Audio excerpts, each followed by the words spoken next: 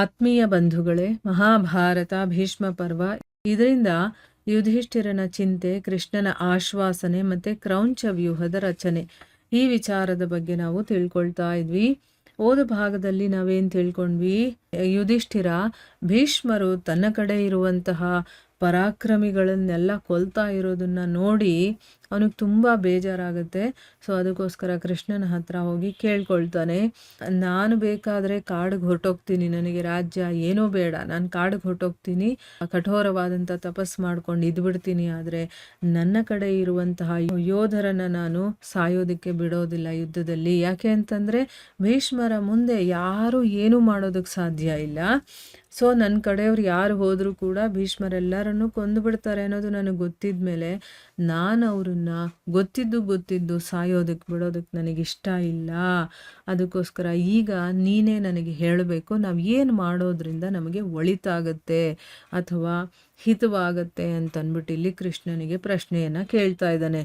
ಇದನ್ನು ಕೇಳಿದ ಮೇಲೆ ಯುಧಿಷ್ಠಿರ ಏನು ಮಾಡ್ದ?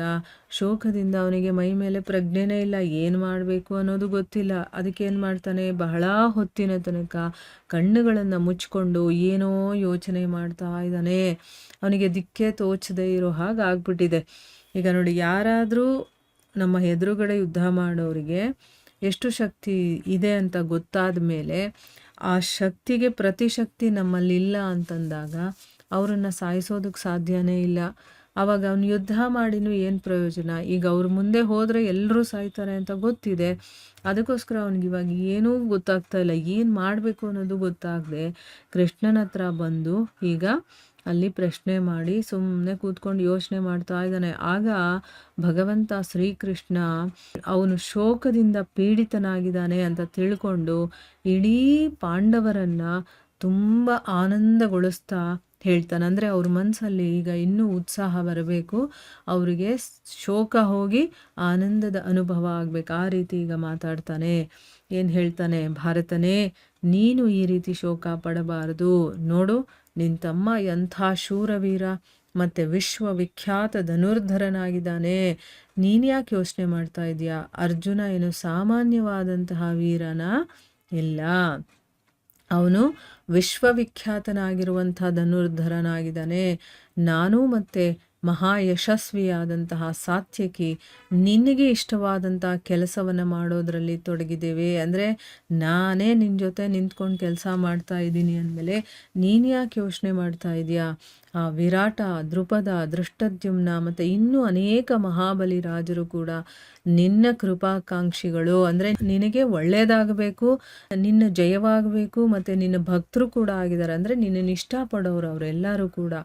ಮಹಾಬಲಿ ದೃಷ್ಟದ್ಯುಮ್ನಂತೂ ಸದಾ ನಿನ್ನ ಹಿತಚಿಂತಕ. ಏನು ನಿನ್ನ ಹತ್ರ ಏನು ಸಾಮಾನ್ಯದವರಿದ್ದಾರಾ? ಎಲ್ಲರೂ ವೀರಾದಿ ವೀರರಿದ್ದಾರೆ. ಮತ್ತು ದೃಷ್ಟದ್ಯುಮ್ನ ಇದ್ದಾನಲ್ಲ, ಅವನು ಯಾವಾಗಲೂ ನಿನಗೆ ಒಳಿತಾಗೋದನ್ನೇ ಅವನು ಯೋಚನೆ ಮಾಡ್ತಾ ಇರ್ತಾನೆ, ಮತ್ತು ನಿನಗಿಷ್ಟವಾದಂತಹ ಕೆಲಸಗಳನ್ನು ಮಾಡ್ತಾನೆ. ಮತ್ತು ಇವನು ಸೇನಾಪತಿತ್ವದ ಭಾರವನ್ನು ತಗೊಂಡಿದ್ದಾನೆ. ಮತ್ತು ಈ ಶಿಖಂಡಿ ಇದ್ದಾನಲ್ಲ, ಇವನಂತೂ ನಿಶ್ಚಯವಾಗಿ ಕೂಡ ಭೀಷ್ಮನ ಕಾಲನಾಗಿದ್ದಾನೆ. ಅಂದರೆ ಭೀಷ್ಮನಿಗೆ ಎದುರುಗಡೆ ಯಾರೂ ಇಲ್ಲ ಅಂತ ನೀನು ಯಾಕೆ ಯೋಚನೆ ಮಾಡ್ತೀಯ? ಶಿಖಂಡಿ ಇರೋದೇ ಭೀಷ್ಮರನ್ನು ಕೊಲ್ಲೋದಕ್ಕೋಸ್ಕರ. ಅಂದರೆ ಅವರ ಕಾಲನೇ ನಿನ್ನ ಜೊತೆ ಇದೆ ಅಂದಮೇಲೆ ನೀನು ಯಾಕೆ ಇಷ್ಟು ಯೋಚನೆ ಮಾಡ್ತಾ ಇದೆಯಾ ಅನ್ನೋ ರೀತಿ ಹೇಳ್ತಾನೆ. ಈ ರೀತಿ ಶ್ರೀಕೃಷ್ಣನ ಮಾತುಗಳನ್ನು ಕೇಳಿ ಯುಧಿಷ್ಠಿರ ಏನು ಮಾಡ್ತಾನೆ? ಮಹಾರಥಿ ದೃಷ್ಟದ್ಯುಮ್ನನಿಗೆ ಹೇಳ್ತಾನೆ, ದೃಷ್ಟದ್ಯುಮ್ನನೇ, ನಾನು ಏನನ್ನು ಹೇಳ್ತಾ ಇದ್ದೇನೋ ಅದನ್ನು ನೀನು ಗಮನವಿಟ್ಟು ಕೇಳು. ನನಗೆ ಅನ್ನಿಸೋದು ಏನಪ್ಪ ಅಂತಂದರೆ, ನೀನು ನನ್ನ ಮಾತನ್ನು ನಿರ್ಲಕ್ಷ್ಯ ಮಾಡೋದಿಲ್ಲ ಅಂತ ನನಗೆ ಗೊತ್ತಿದೆ. ನೀನು ನನ್ನ ಸೇನಾಧಿಪತಿಯಾಗಿದೆಯಾ. ಭಗವಂತ ವಾಸುದೇವ ನಿನಗೆ ಈ ಒಂದು ಗೌರವವನ್ನು ಕೊಟ್ಟಿದ್ದಾನೆ. ಹಿಂದಿನ ಕಾಲದಲ್ಲಿ ಹೇಗೆ ಕಾರ್ತಿಕೇಯ ಅಂತಂದರೆ ಶಿವನ ಮಗ, ಷಣ್ಮುಖ ಅಂತ ಹೇಳ್ತೀವಲ್ವಾ, ಆ ಕಾರ್ತಿಕೇಯ ದೇವತೆಗಳ ಸೇನಾಧಿಪತಿ ಆಗಿದ್ನೋ ಅದೇ ರೀತಿ ನೀನು ಕೂಡ ಪಾಂಡವರ ಸೇನಾ ನಾಯಕನಾಗಿದೆಯಾ. ಪುರುಷ ಸಿಂಹನೇ, ಈಗ ನಿನ್ನ ಪರಾಕ್ರಮವನ್ನು ತೋರಿಸು ಮತ್ತು ಕೌರವರ ಸಂಹಾರ ಮಾಡು.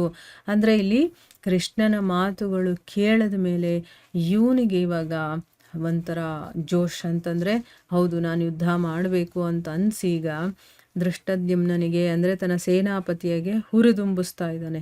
ಆಯಿತಾ? ಹೇಗೆ ಕಾರ್ತಿಕೇಯ ದೇವತೆಗಳ ಒಂದು ಸೈನ್ಯವನ್ನು ರಕ್ಷಣೆ ಮಾಡ್ತಾನೋ ಸೇನಾಧಿಪತಿಯಾಗಿ, ನೀನು ಈಗ ಪಾಂಡವರ ಸೇನಾ ನಾಯಕನಾಗಿದೆಯಲ್ವಾ, ನೀನು ನಿನ್ನ ಪರಾಕ್ರಮವನ್ನು ತೋರಿಸಿ ಕೌರವರನ್ನು ಸಂಹಾರ ಮಾಡು. ನಾನು ಭೀಮಸೇನ, ಅರ್ಜುನ, ನಕುಲ, ಸಹದೇವ ಮತ್ತು ದ್ರೌಪದಿಯ ಎಲ್ಲ ಮಕ್ಕಳು ಮತ್ತು ಇನ್ನೂ ಯಾರೆಲ್ಲ ಪ್ರಧಾನ ರಾಜರಿದ್ದಾರೋ ಅವರೆಲ್ಲರೂ ಕೂಡ ನಿನ್ನ ಹಿಂದೆ ನಡೀತೀವಿ. ಅಂದರೆ ನೀನು ಯುದ್ಧ ಮಾಡು, ಮುಂದೆ ಹೋಗಿ ನಾವು ನಿನ್ನ ಹಿಂದೆನೇ ಬರ್ತೀವಿ. ಯಾಕಂದರೆ ಸೇನಾಧಿಪತಿ ಮುಂದೆ ಇರಬೇಕಲ್ವಾ, ಅದಕ್ಕೋಸ್ಕರ ನೀನು ಯುದ್ಧ ಮಾಡು, ಏನು ಹೆದರ್ಕೋಬೇಡ, ನಾವೆಲ್ಲ ನಿಮ್ಮ ಜೊತೆ ಇದ್ದೀವಿ ಅಂತಂದ್ಬಿಟ್ಟು ಹೇಳ್ತಾ ಇದ್ದಾನೆ. ಅಂದರೆ ಕೃಷ್ಣನ ಮಾತನ್ನು ಕೇಳಿದ ಮೇಲೆ ಇವನಿಗೆ ಧೈರ್ಯ ಬರುತ್ತೆ. ಸೊ ಇವನು ತನ್ನ ಸೈನ್ಯಾಧಿಪತಿಯನ್ನು ಹುರಿದುಂಬಿಸ್ತಾ ಇದ್ದಾನೆ. ಯಾಕಂದರೆ ಸೈನ್ಯದ ಮುಂದಾಳುತ್ವವನ್ನು ತಗೊಂಡಿರ್ತಾನಲ್ವ ಸೇನಾಧಿಪತಿ, ಅದಕ್ಕೋಸ್ಕರ ಅವನನ್ನು ಹುರಿದುಂಬಿಸ್ತಾ ಇದ್ದಾನೆ. ಮುಂದೇನಾಗುತ್ತೆ ಅಂತ ನಾವು ಮುಂದಿನ ಭಾಗದಲ್ಲಿ ತಿಳ್ಕೊಳ್ಳೋಣ. ಹರೇ ಕೃಷ್ಣ.